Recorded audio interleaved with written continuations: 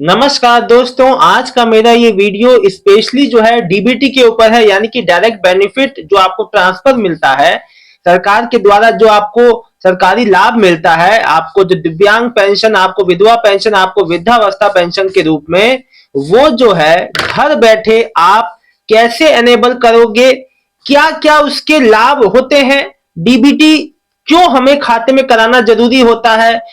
आज मैं दोस्तों आपको घर बैठे 1 मिनट के अंदर ये पूरा प्रोसेस हो जाता है, जिसके लिए आप दर बदर इधर उधर भटकते हैं, बैंकों के चक्कर लगाते हैं। पहली बार ऑन करना है तो बहुत आसान से हो जाता है, लेकिन अगर आपको जहां पे डीबीटी को ट्रांसफर करने की नौबत आ गई, तब तो आपको दो बैंक कभी इधर भेजते हैं, कभी वो बैंक इधर भेजेगा।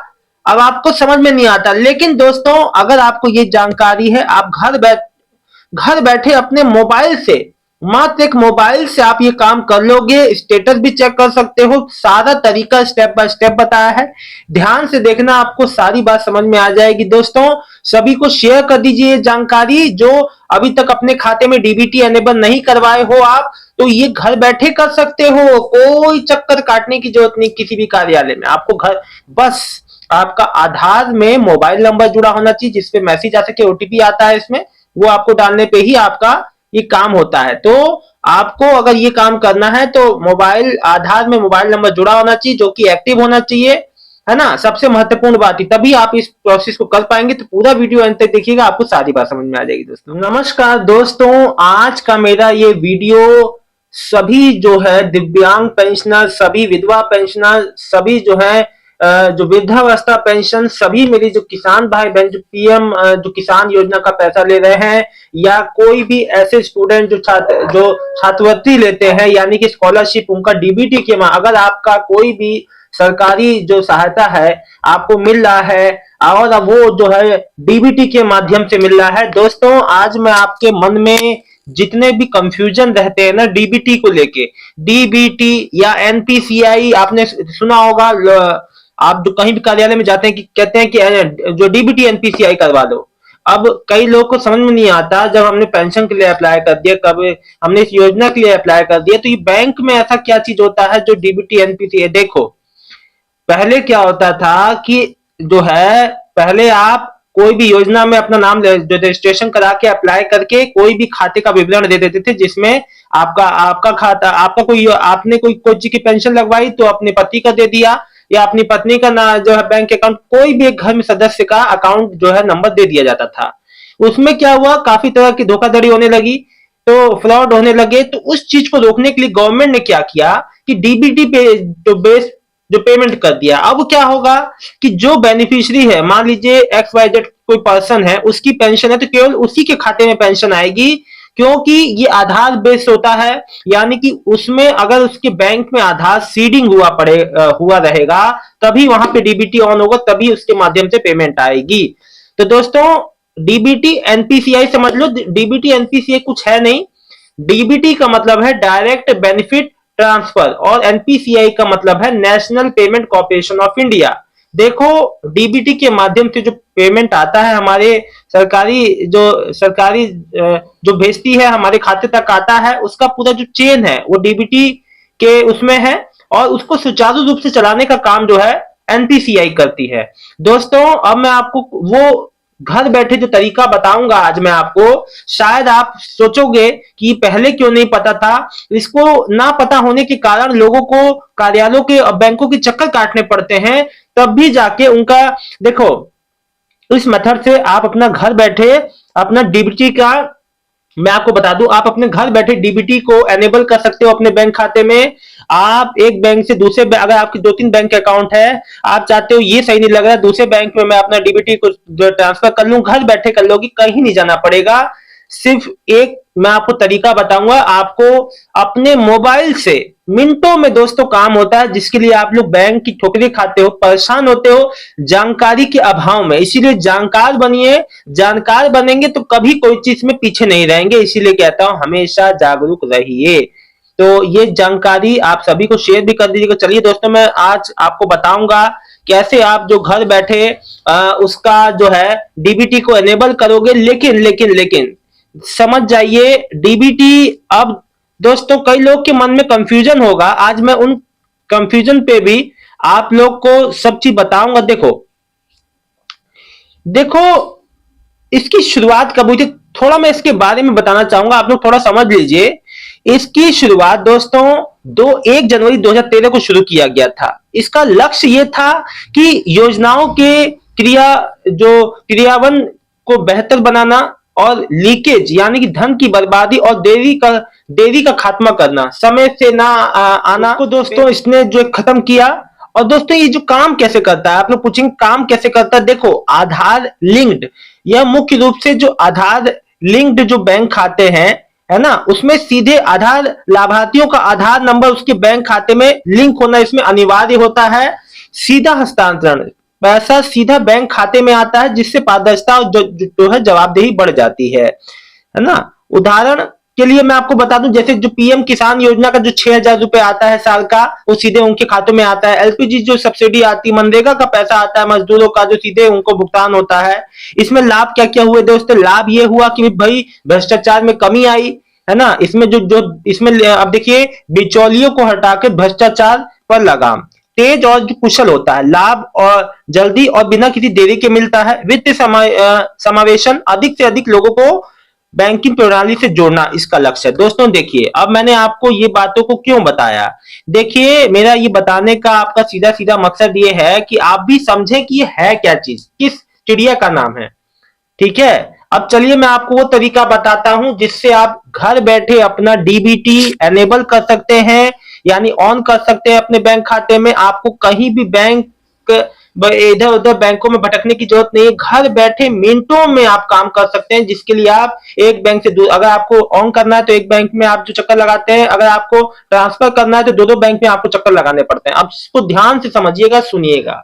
देखो मोबाइल तो सबके पास होगा, आपको मोबाइल उठाना है, गूगल पे सर्च करना है, आपको लिखना है एनपीसीआई। जैसे ही आप एमपीसीआई लिखोगे तो आपको नीचे ऑप्शन आ जाएंगे, जो जो उसमें पहला ऑप्शन आएगा उस पर क्लिक कर दीजिएगा एनपीसीआई पे। फिर आपको एक पूरा जो पेज खुल जाएगा, वेबसाइट खुल जाएगी। फिर उस पर ऊपर जो एनपीसीआई की साइड में 4 ऑप्शन आएंगे, अबाउट एनपीसीआई, कस्टमर, बिजनेस और स्टैटिस्टिक्स। आपको जो है सेकंड वाले ऑप्शन यानी कि कस्टमर वाले पे आपको क्लिक कर देना है। अब दोस्तों जैसे ही जो कस्टमर वाले पे क्लिक करोगे, वहां पे लाइन से ऑप्शन आ जाएंगे। कस्टमर वाले पे क्लिक करने पे उसमें एक ऑप्शन लंबा सा होगा, भारत आधार सीडिंग एनेबलर, यानी कि बेस का ऑप्शन, भारत आधार सीडिंग एनेबलर। इस पे जैसे ही क्लिक करोगे फिर एक ऑप्शन खुल जाएगा और उस पे इसमें 6 ऑप्शन आपको दिख जाएंगे, home, Aadhaar seeding deseeding, account detail, Aadhaar map status, Aadhaar mapping history, request status, check का ऑप्शन। अब देखो आप यहां पे अगर आपका बस आधार, बस दोस्तों एक आपसे हाथ जोड़ के विनती करता हूं, अपने आधार में रजिस्टर्ड मोबाइल नंबर रखा करो, घर बैठे 100 काम कर लोगे। मैं आपको बता रहा हूं, देखो अब ये काम तभी होगा सारा प्रोसेस जब आपके पास आधार नंबर है, आधार में मोबाइल नंबर जुड़ा है, वो एक्टिव है। अब यहां सेकंड ऑप्शन आधार सीडिंग डिसीडिंग पे क्लिक कर देना। अगर आपको पहले से, अगर आपको अब अपने मन में कंफ्यूजन है तो 4th वाले ऑप्शन पे क्लिक करना, आधार मैप जो स्टेटस पे उसका उसमें आसानी से आप ओटीपी के माध्यम से आपको पता चल जाएगा कि आपके बैंक में एनेबल है या नहीं। अगर नहीं है तो ये आधार सीडिंग डिसीडिंग वाले पे क्लिक करना, एक फिर से पेज खुलेगा, उस पर लिखा आएगा request for Aadhaar seeding deseeding. अब देखो इसमें आएगा enter your Aadhaar number, request for Aadhaar seeding deseeding. अगर आप पहली बार सीडिंग कराओगे तो ऑप्शन पे क्लिक करोगे तो इसमें आएगा सिलेक्ट सीडिंग, जो टाइप पूछेगा आपसे, पहले तो सिलेक्ट योर बैंक पूछेगा, कौन से बैंक में आपको सीडिंग करवाना है। फिर फ्लैश सीडिंग, पहला ऑप्शन आएगा सेंडिंग सीडिंग टाइप में flash seeding, movement same bank from movement same bank with another account, movement from one bank to another. अब देखो इसमें अकाउंट में भी जो चेंज कर सकते हैं, तो अकाउंट नीचे account number, confirm account number करके बाय सबमिटिंग माय आधार पे, जो मतलब कि जो आप जो राइट करके आप जो कैप्चा डाल के सबमिट पे क्लिक कर देंगे। फिर दोस्तों अगर मान लीजिए आपको सीडिंग डिसीडिंग कराना है, तो अब देखिए दोस्तों कई बार आपको अगर आपको जो सीडिंग को ट्रांसफर करना है तो आपको 3rd वाला option flash seeding movement from one bank to another वाले पे क्लिक कर देना है। अगर आपको एक बैंक से दूसरे बैंक में आपको जाना है, आपको दोस्तों इसके बाद आराम से फिर क्या होगा, जब आप सबमिट कर देंगे तो एक जो प्रोसेस होगा, आपको उसको एक्सेप्ट करना है। फिर वहां पे भी आपको कैप्चा डाल के फिर एक आधार नंबर से जो मोबाइल नंबर लिंक है उस पर एक ओटीपी आएगा। जैसे ही आप ओटीपी को डालोगे, आपका प्रोसेस घूमेगा। और मात्र दोस्तों, मैंने खुद जब प्रैक्टिकल किया, मैंने खुद किसी का जब करा था, तो 1 मिनट भी नहीं लगा था। मात्र 48 से 58 सेकंड्स के अंदर ही अंदर वो बैंक, एक बैंक से दूसरे बैंक में डीबीटी हो गया था ट्रांसफर। लेकिन एक बात याद रखना, पहली गलती आपको क्या नहीं करनी है, आपके आधार में आपका बैंक जो है, आपके बैंक, आपका आधार में मोबाइल नंबर जुड़ा होना चाहिए, उस पर मैसेज आने चाहिए, तभी ओटीपी आप डालोगे, तभी तो हो पाएगा। दूसरी आपको बात क्या करना है कि आपको भाई जो भी बैंक अकाउंट, अच्छा देखो, अगर आप जो है सीडिंग को ट्रांसफर करोगे, मान लो कि जो बैंक में आप जो मूवमेंट जो कर रहे हो, मान लो कि आपको एक बैंक से दूसरे बैंक में, जिस बैंक में जाना है उस बैंक का वहां डिटेल डालना। नए वाला अगर आप नया सीडिंग कर रहे हो तो जिसमें है आपका उसी का डालना।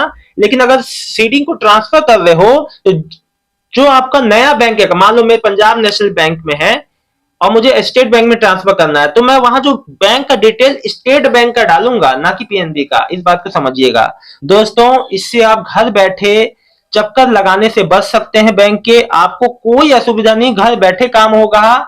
ये जो एनपीसीआई की वेबसाइट है बहुत काम की है सभी लाभार्थियों के लिए। बस थोड़ी से ज्ञान से बहुत ज्यादा लाभार्थियों को लाभ होता है, और मैं खुद ये इसको इस्तेमाल कई बार किया है।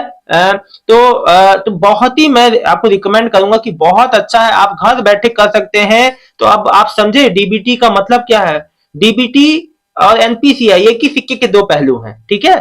तो और बैंक में जाके करा रहे हैं तो वहां आपका आधार लेगा, वो पहले आपसे आधार सीडिंग कराएगा, अंगूठा लगवाएगा, आधार सीडिंग के बाद फिर आपका डीबीटी एनेबल कर देगा।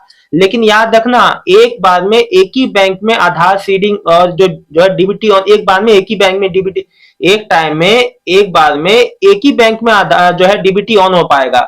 आपके 4 बैंक अकाउंट है, चारों में डीबीटी नहीं चलेगा, एक ही बार में एक एक बैंक में चलेगा, समझिएगा। ये जानकारी शेयर कर दीजिए। वीडियो अच्छा लगा तो वीडियो को लाइक करके चैनल को सब्सक्राइब कर लीजिएगा। मिलता हूं नेक्स्ट वीडियो में एक नई जानकारी के साथ, तब तक के लिए आप सबका बहुत बहुत धन्यवाद दोस्तों।